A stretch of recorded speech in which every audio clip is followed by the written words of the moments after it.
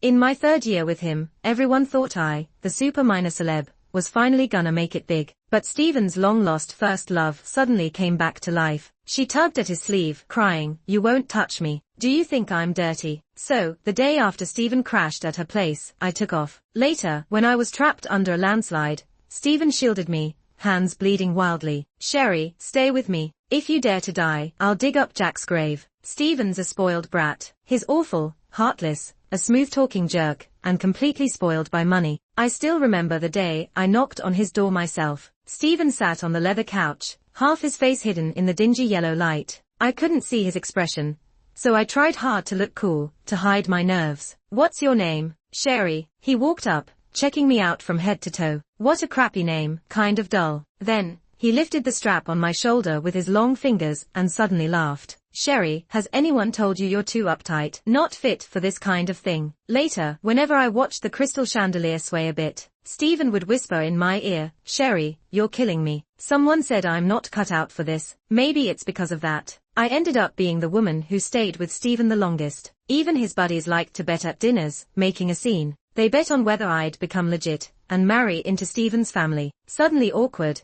I stood there among them, looking to Steven for help, uncertain. He glanced at me. Then, he broke my grip and threw all his chips in. Everyone booed. "I'm betting on her." The man gave me a sly look as he stubbed out his smoke, easing my discomfort. "Now all my chips are in your hands. Make your bet, Sherry." That little smile of his threw me off for a second. I quickly looked away, kept repeating to myself, "Danger, danger, danger. Don't fall for this, Sherry." I finished filming a small web series. My acting's average, but this face isn't too shabby. So, when I'm lucky, I snag a few small roles thanks to this innocent look. Steven had dozens of flower baskets delivered, filling the set, making it hard to walk. He loves being flashy. Handwritten note in beautiful calligraphy reads, "To my darling Sherry." The crew teased, "Sherry, who's this from?" "Your fiancé, boyfriend. So pretty." "Your boyfriend's so thoughtful." I smiled politely, unable to answer, because Steven's neither my boyfriend nor fiancé. Yet he fits these roles perfectly, lurking in the shadows. Everyone thinks we're in love,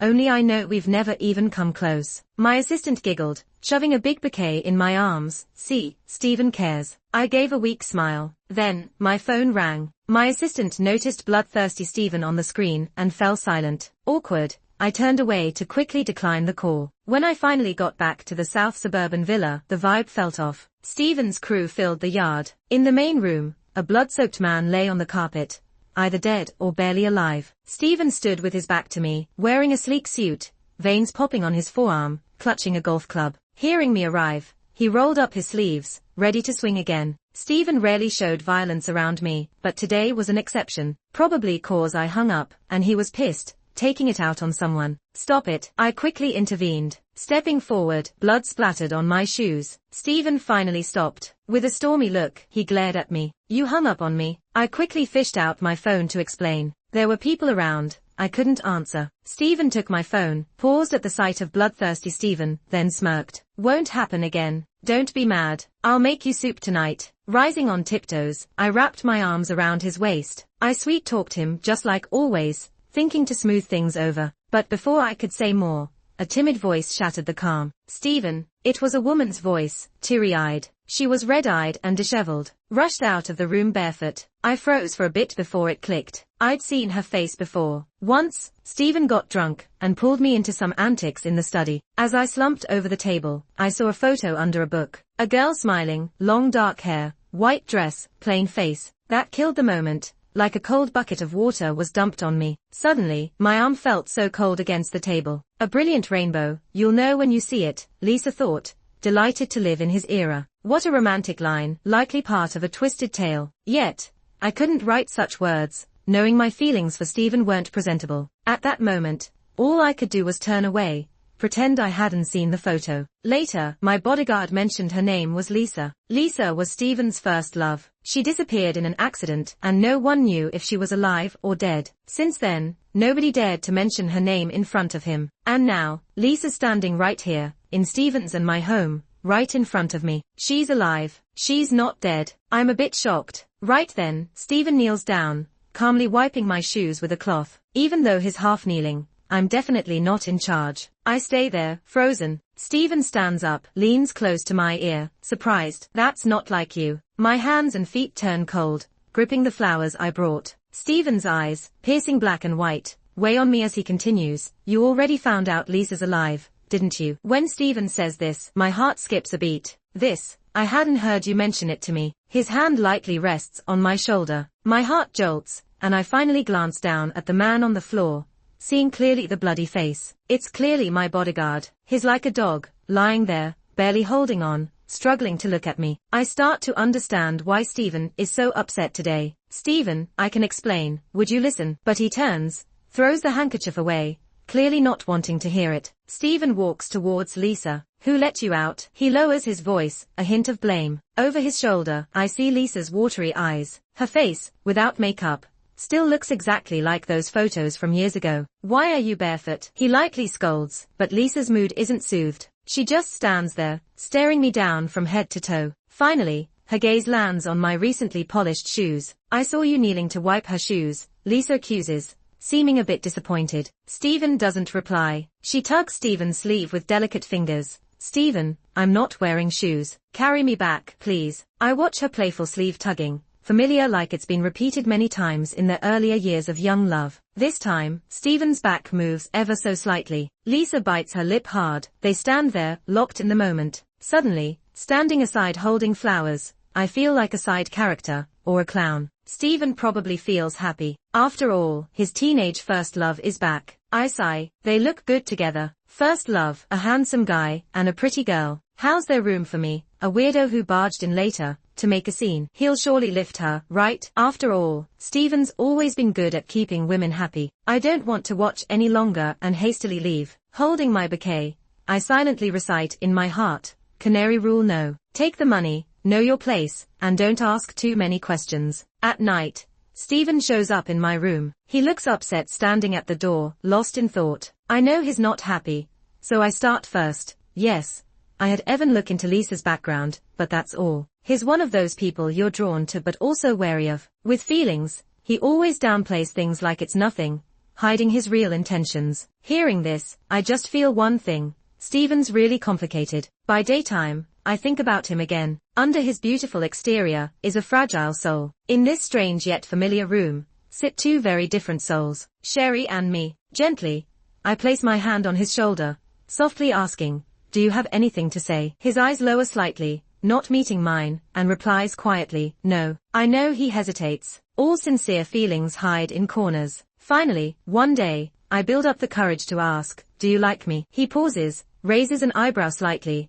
and gives a faint smile. Didn't I tell you already? His answer, as always, is ambiguous. In his eyes, I can't read fear or unease, just the awareness buried deep. Evan is Stephen's brother, carefree yet worried. Right now, he chooses silence. I don't know his plans, just hope when we meet again, there wouldn't be awkwardness or distance. In his heart, maybe I'm like a distant star, but I'm willing to be part of his sky. This is Sherry's story and mine, especially when serious, with that face, saying he'd give me the world, I'd probably believe it. His words make my heart race. Later, my assistant told me Stephen quietly got me many roles, but didn't mention it to avoid upsetting me, saying only to tell him if I needed help. That night, after Stephen fell asleep, I snuck to the study. I wanted to find Lisa's photo, to clear my head. Strangely enough, it was gone. Left with no choice, I copied the don't fall for it rule from the Canary Rules 99 times overnight. After writing it 100 times, I couldn't continue. I just really like Stephen, and I can't lie to myself. With a stroke of my pen, I added another rule, Canary Code Rule 4. If you start liking him, hide your excitement. Then, love him within your control. Later on, Stephen found out about Jack. He was furious. Stephen, the young master who's adored by everyone, used to getting whatever he wants, must have been annoyed at my disobedience. Sherry, knowing it would upset me, why did you still visit his grave? I protested. I just went to see him. I didn't do anything. Why are you even jealous of a dead guy? At that moment, Stephen raised his eyebrows, but his words carried some seriousness. Sherry, your thoughts and concerns should only be about me. I'm not happy you went to see him, and I mind it a lot. Yeah, in this relationship that isn't balanced, Stephen doesn't need me to genuinely like him. Maybe what he needs is my absolute loyalty. The next day, I opened the door with an aching back, only to be startled by the scene at my feet. Lisa sat silently hugging her knees. Who knows how long she'd been there. You didn't sit here all night, did you? I tried to pull her up, but Lisa brushed my hand away. Don't touch me. What's all the noise? Suddenly, Stephen's displeased voice came from behind. He always has a morning temper. Lisa's gaze lingered on the red marks on my neck. Stephen, answer me seriously. She stepped up to Stephen, holding back tears. How could you suddenly say you don't want me anymore? At that moment, Stephen looked up at me, making my heart skip a beat. Like Lisa, I waited for his answer but still turned my face away. She gave a bleak smile. When we were kidnapped, after you escaped, they found me. I went through many painful nights. Lisa cautiously reached out and tugged on Stephen's sleeve. You won't touch me. Is it because you think I'm dirty? A tear rolled down her long lashes. Her words made the atmosphere even heavier, like a thunderclap. Back then, between them, the whole truth that I never knew was slowly unraveling before my eyes. No matter what you've been through, you shouldn't think that way. You're the victim, just like me, innocent. Stephen softened his voice. It was unlike how he usually spoke to outsiders. Lisa seemed moved, crying and embracing him. My nails dug into my palms, but my heart hurt more than my hand did. I seemed to have come at a wrong time. A voice, laced with a hint of amusement, came from the doorway. I looked over and, surprisingly, it was Evan, Stephen's older brother. No one noticed when he came in or how long he stood there. I went through a lot to find Lisa, and now you don't cherish her and even made her cry. Evan teased. You're meeting after a long time. You should have a lot to say to each other. How come there's an outsider here? I thought for a moment and realized that he meant me by outsider. I've never felt comfortable around Evan. Actually, after seeing Lisa's photo and listening to what the bodyguard said, I hesitated for a long time before deciding to ask Stephen directly. Stephen frowned. I've never kept any photos in the study, let alone of Lisa. Who's Lisa? I asked. Someone unimportant who was kidnapped with me, now missing. His explanation matched the bodyguard's and seemed genuine, which reassured me. But walking out of Stephen's study, I ran into Evan smoking outside the door. He laughed heartily, then lowered his voice. Sherry, sometimes I don't get my brother's taste. I've introduced him to so many women, and he doesn't like them, but he chose you, the dumbest one. With your relationship, how could you ever hear the truth? Oh well, simple girls like you are the easiest to please. Spend money on you and you'll be loyal. Let me kindly tell you this, Lisa was his first love. If Lisa returns, you'll be out of this house anytime. They're going to get married. Get it? Evan's smile grew more triumphant, as if my expression brought him joy. If not for me, Stephen would never tell you this truth. So you should thank me. His words sent chills down my spine and shattered my judgment. Having a woman like you is quite the status. But if Stephen really falls for you, he'd be a total joke. That remark utterly infuriated me. I swallowed my anger and retorted, loyalty isn't laughable. It's more pathetic to never get anyone's true heart. Everything about him exuded an arrogance ingrained from crossing class lines. That was our only encounter, and it ended badly. Oh, almost forgot. Evan squinted at me with a smile. Sherry, congratulations on finishing the project. I froze. Stephen stepped closer, standing by my side. Brother, you're so busy. Yet you still remembered Sherry's big day. Evan laughed even harder, of course. I only have one brother, and there's just one woman by your side. You bought so many flower baskets.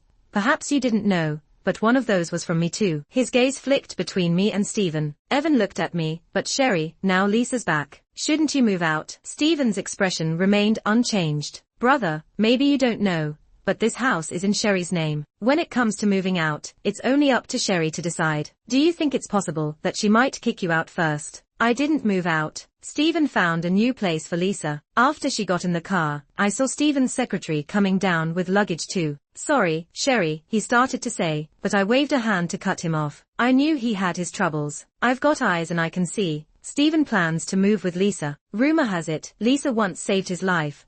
So why would he find her dirty? Do you have to go? I softly asked Stephen. Yeah, got to handle some things. Stephen brushed aside the bangs on my forehead and tucked them behind my ear. I pulled away from his touch. Stephen, what if I say I don't want you to go? I insisted, for what might be the first time, with such firmness. Stephen was taken aback for a moment, but quickly regained his composure. Wait for me to come back, we'll talk, he said. Wait for him? Can he really come back? Even if he returns, things will be different. And what we'll talk about will probably be how to break up. My stance hardened further. If we're going to talk, it has to be now, or never. In that moment, an impulse surged through me. If just this once, he chose me over Lisa, I'd open up. I might even overlook the small favors he'd done for Lisa. Even if people laugh at me, even if I'd have no leverage left. Stephen suddenly reached out and gently placed that stray lock of hair behind my ear again. Then he lowered his head and stared at his fingers, the ones that just touched my hair. After some time, he smiled. We didn't argue today, that's rare. You don't usually show this feisty side in front of me. You often pretend to be docile, making me think you're not that happy with me. But this is the real you. Stephen chuckled bitterly. He pinched my cheek. I have to go, Sherry. As Stephen's figure stepped out the door,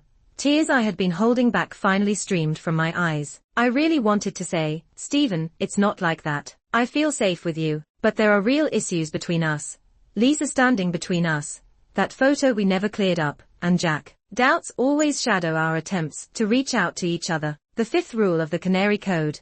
Knowing it's hard to continue, I'd still love him infinitely in the limited time we have. It's my most subtle answer to this relationship. The first day without Stephen, the big house was empty except for the nanny and me. It was so quiet. I even cleaned all the furniture and floors. I made a bunch of his favorite dishes. They got cold, then warm, then cold again. To pass time, I went to Stephen's study to read and found all his notes. I thought about the letters he wrote to my dear Sherry. Tears spilled on the pages, smudging his handwriting. Eventually, I cried myself to sleep on the sofa, but he still didn't come home. The second day without Stephen, I woke up early, still no word from him. Frustrated, I changed his contact name from Stephen the Ruthless to Stephen the Airhead. That cheered me up, but he still didn't show up by dinner. My patience wore thin. As the clock struck midnight, I jumped up. Forget the Canary Code. I'm done. I'm running away with the money. Though it wasn't much, compared to Stephen's wealth, it was a drop in the ocean. But all this money,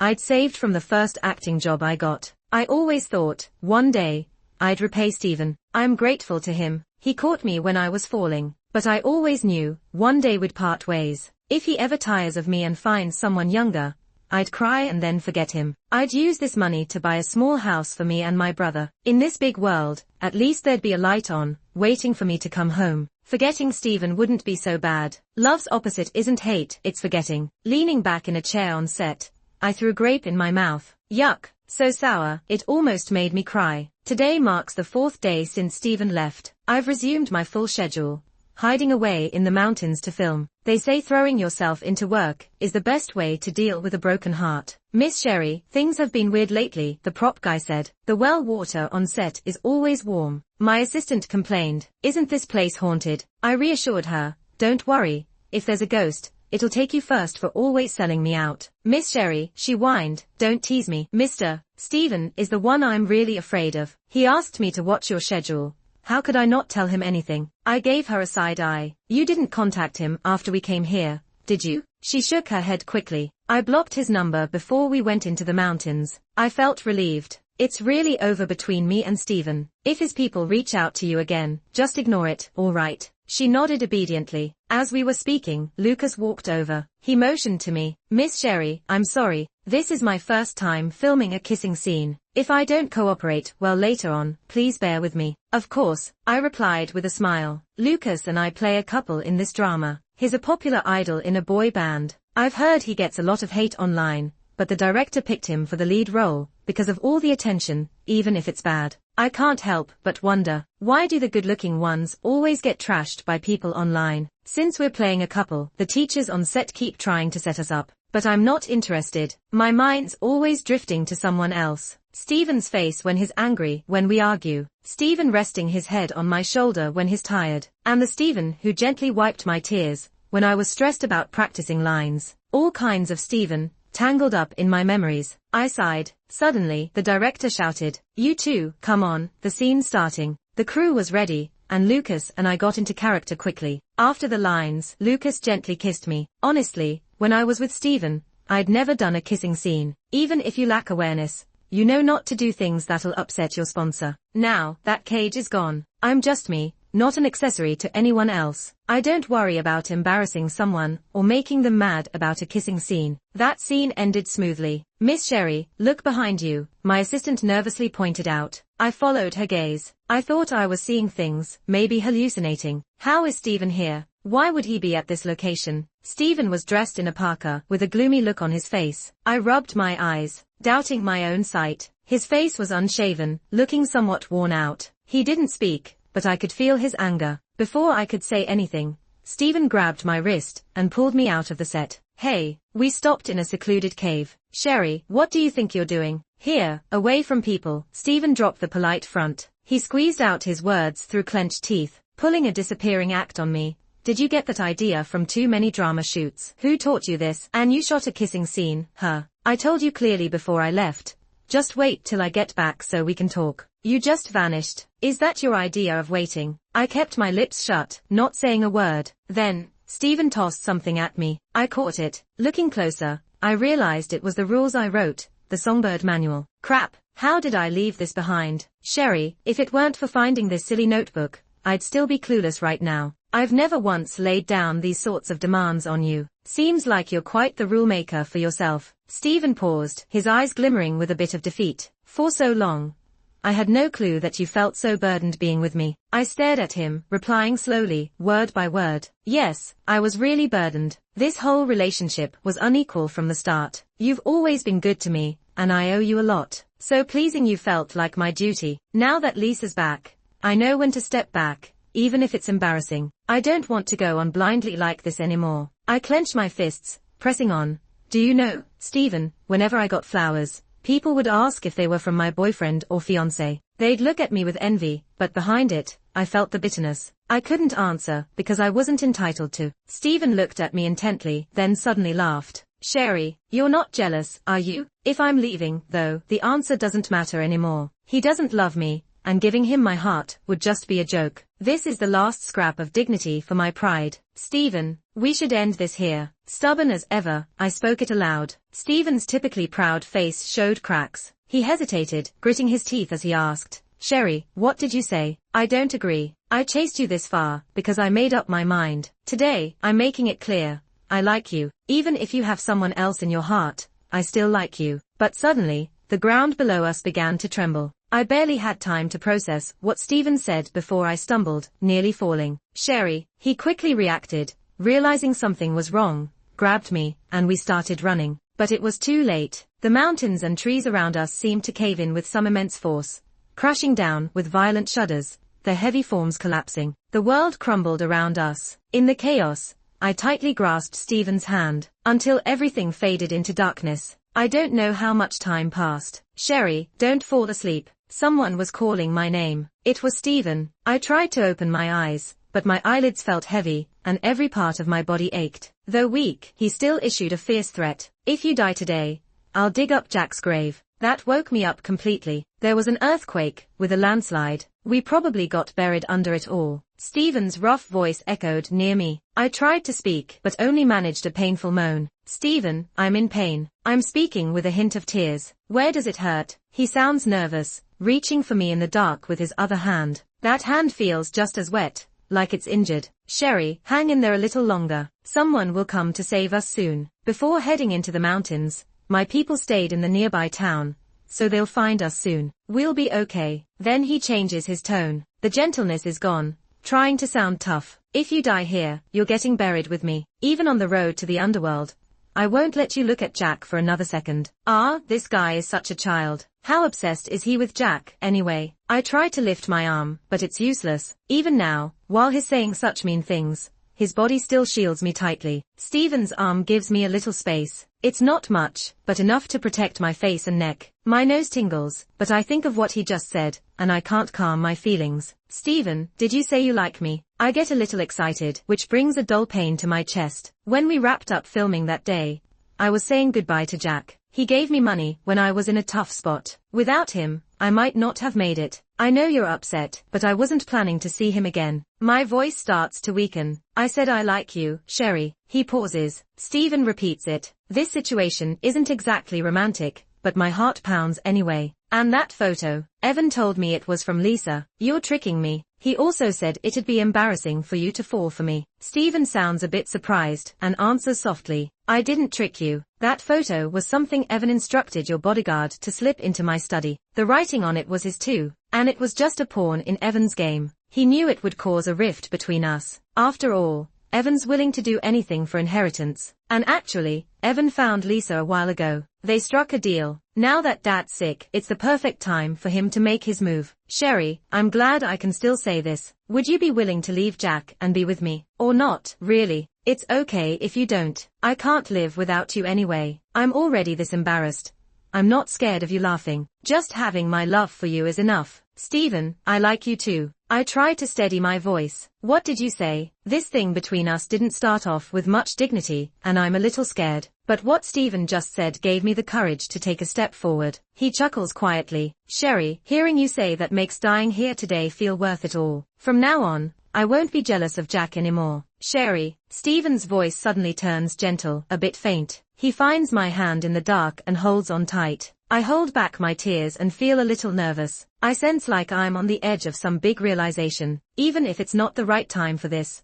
Hearing those words makes me so happy. Sherry, don't leave me. In the darkness, we lean into each other. We've been close many times, but this is the first time our hearts feel this close. It's a feeling I've never had before. Our breaths in the dark synchronize, a silent kiss. Stephen's words come slowly. I know I'm a mess, but I can tell the difference between gratitude and love. There's never been a first love, Sherry. It's just you. He chuckles, but then winces in pain. There's so much more. It's a bit complicated. My injury hurts a bit now. I'll tell you everything when we get out, okay? But now, I'm feeling sleepy. Sherry, if someone comes, remember to wake me up. Stephen's voice is soft, like a fog that might disappear any moment. Stephen had a very long dream. He dreamt of when he was 16. The kidnapping that shocked the whole city. Stephen and Lisa were taken together. He was the beloved young master. She was a daughter, and they were both valuable. When they ran in separate directions, Stephen and Lisa took different paths. Afterward, rumors spread everywhere,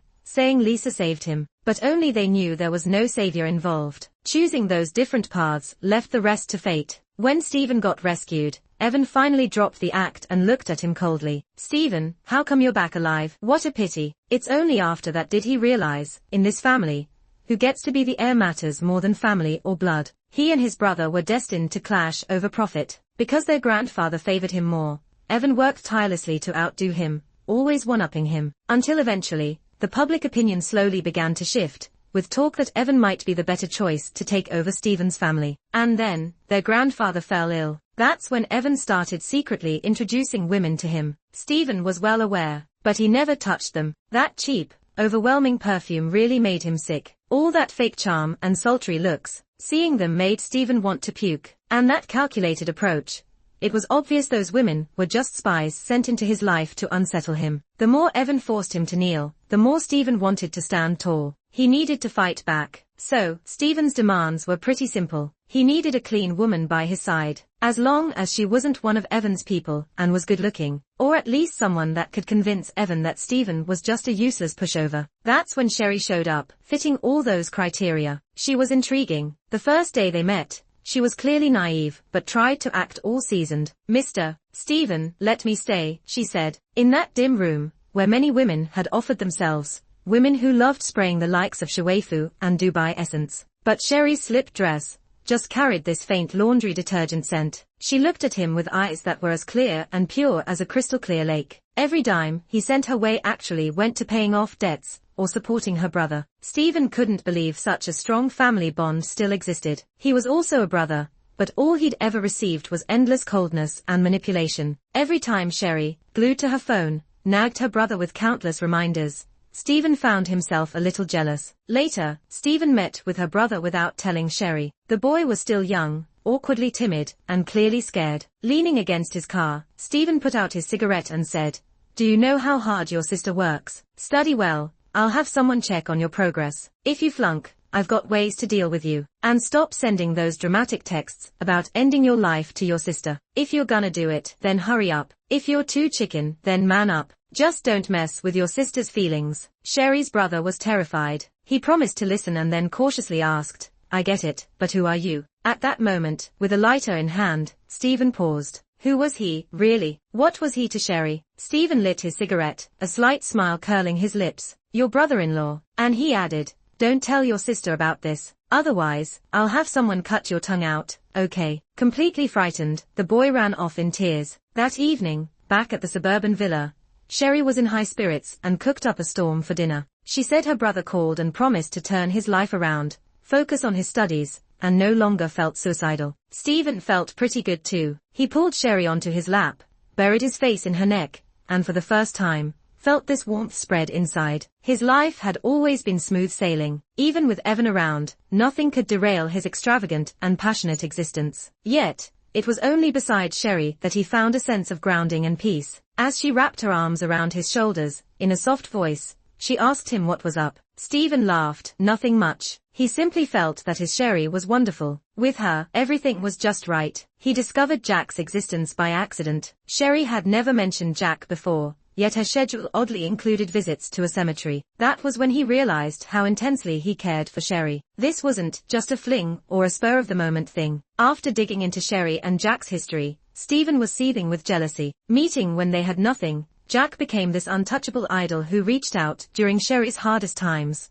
only to pass away suddenly. That kind of romantic story is classic. Sherry must have adored someone so genuine and honorable, instead of someone like him, with his murky role in her life. And how could he ever compete with a dead man? That night, Stephen got drunk. He dragged Sherry into the study, making a mess of books and kissing her heavily, full of rage, trying to vent something. He wanted to ask her, "Sherry, what am I to you? Do you hate me?" But Stephen didn't. His pride wouldn't let him ask such a pathetic question. He was the young master from a life of privilege. What he wanted, even the moon, would be brought to him without lifting a finger. No matter who Sherry might love, she had no choice. She could only stay by his side. That night, after it all, Sherry spent a long time in the shower. When he finally fell asleep, she sneaked some of his alcohol to drink. In the middle of the night, when Stephen woke up and found the bed empty, he rushed downstairs to see Sherry lying there. Her eyes were red, obviously from crying. It looked like a failed suicide attempt, arms covered in cuts. Stephen sobered up instantly. Once he saw it was just a scratch. A mix of anger and jealousy almost consumed him. After bandaging her, Stephen carried her back to their room. Midway, Sherry, half asleep, held onto his hand. "Stephen, will we have a future?" Her eyes red. She looked beautiful and fragile, like a little bunny. He loved her, yet her heart was elsewhere. Such a question was painfully ironic. In a cold tone, Stephen replied, "People who don't love each other can't have a future." But what he was really thinking was, there would be. Even if you're unwilling, I'd still hold on to this relationship until I can't anymore. After all, he's a mess, he's lazy, and being despicable is his style. So, he insists on forcing it. Later, they had countless arguments about Jack, and every single time, Stephen pretended not to care about her. He was stubborn, refusing to admit his feelings. Stephen didn't want her to visit the grave, even if it was just a slab of stone. She could have talked to him about her feelings honestly, but Sherry said she was just grateful to Jack. Jack had no family left in the world. Maybe she's the only one who remembers his death anniversary every year. Stephen thought, what about him? Does she have even a bit of gratitude or care for him? The answer would cost too much to verify. Stephen had never been this scared. Better to stay by each other's side than to face losing her. How could Stephen admit it? In countless moments, when he stole a kiss amidst the fog, his heart raced like he was falling. After secretly wrestling with himself for so long, Evan finally couldn't sit still. The bodyguard Evan planted suddenly turned against him at this moment, deliberately saying Sherry was investigating Lisa to spark his suspicion. At the same time, it was also a test, because Lisa came back. So, Evan wanted to know which one was truly his weak spot. As for why Lisa vanished for years and suddenly returned, he didn't have to guess. It was his dear brother's handiwork again. Stephen had long known Lisa wasn't dead. Lisa was an ambitious woman, hiding in Italy all these years, waiting to come back and ruin him with Evan. After all, the Chen family was poorly managed, already crumbling, just an empty shell. Recently, the old man was critically ill. Evan was by his side all the time, and this was when Lisa got released. But that's okay. Whatever grievances, it's better to settle them all now. He hated trouble. Stephen pretended to cooperate, pretended to have lingering feelings for Lisa, and Evan took the bait. But Sherry started acting strange. Stephen gave himself 2 days to sort everything out. He persuaded Lisa, offering future stockholder status, and laid all his cards on the table, along with the evidence he'd collected, exposing all of Evan's schemes over the years to everyone. The old man was furious and immediately decided on an heir. This time, Evan had no way out. Pretending to be a fool for so many years, hiding in the shadows, Stephen was exhausted. It was time to take action. But first, he needed to talk to Sherry once everything ended. Stephen thought Sherry had worn wedding dresses so many times for her films. He wondered if she'd wear one for him this time. Unexpectedly, Sherry took off. She left behind only a notebook. Opening it, he saw the words Canary Rules. It was filled with do's and don'ts, as if reminding her to always follow the rules. She seemed to care about him too. Stephen was overjoyed and wanted to confirm right away, but then he found a completely different record on the back. A guide to dealing with bloodthirsty Stephen. It was packed with notes about his likes and dislikes, and even some of Sherry's complaints. Bloodthirsty Stephen is so picky, but he says he loves my cooking. Ha ha. Today, while watching a movie with Stephen, I accidentally fell asleep. When he carried me to bed, he sneakily kissed me, thinking I didn't know. Stephen says, I'm not a parasite. I don't need to rely on him in my career.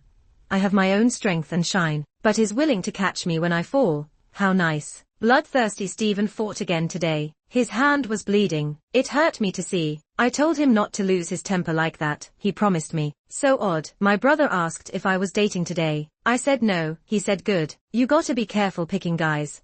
Don't end up with a psycho. I love my life. Dear Stephen, millimeter, learned a new phrase today. I think I'll always remember how I felt seeing that photo. When you look at me, are you seeing her through my eyes? Stephen, I hate you. At this point, he immediately had someone pull up Sherry's schedule and rushed off. Sherry never needed to be a canary. Being herself was enough when she was with him. Laugh when you want, cry when you want. He trapped her. There was never a cage, only a clumsy heart that never knew how to love. In the hospital room, the man who had been asleep for so long finally moved his fingers. The dream's fog seemed to thicken, until the dream blurred. Suddenly, he began to fall. Stephen opened his eyes, still not fully conscious. He only heard Sherry's tearful voice. He's awake. He's awake. She almost instantly rushed to Stephen's side. Thank goodness you're okay. Really, thank goodness. Sherry threw herself into Stephen's arms, tears soaking his hospital gown. You've been asleep for a week, I thought. Sherry couldn't finish her sentence. Teary-eyed. What? Thought I was gonna die. Stephen raised an eyebrow. You can forget about that. I'm not leaving you alone, Sherry. He wanted to hug Sherry, wipe away her tears, but he couldn't move his arm. Even his fingers were all wrapped up tight. Can't hug you now, he chuckled. Sherry sniffled, opened her arms, and held him tight. Then let me be the one to hug you. Suddenly losing the initiative, Stephen was a bit bummed out. But there's plenty of time, it's no big deal. Things that need explaining can be talked through slowly. There'll be plenty of hugs and kisses too. They're good days ahead. Well, they can take their time too. Stephen would always remember holding Sherry's hand firmly in the darkness of the ruins. But the important thing wasn't about just holding hands. It's about keeping that grip and never letting go. The end.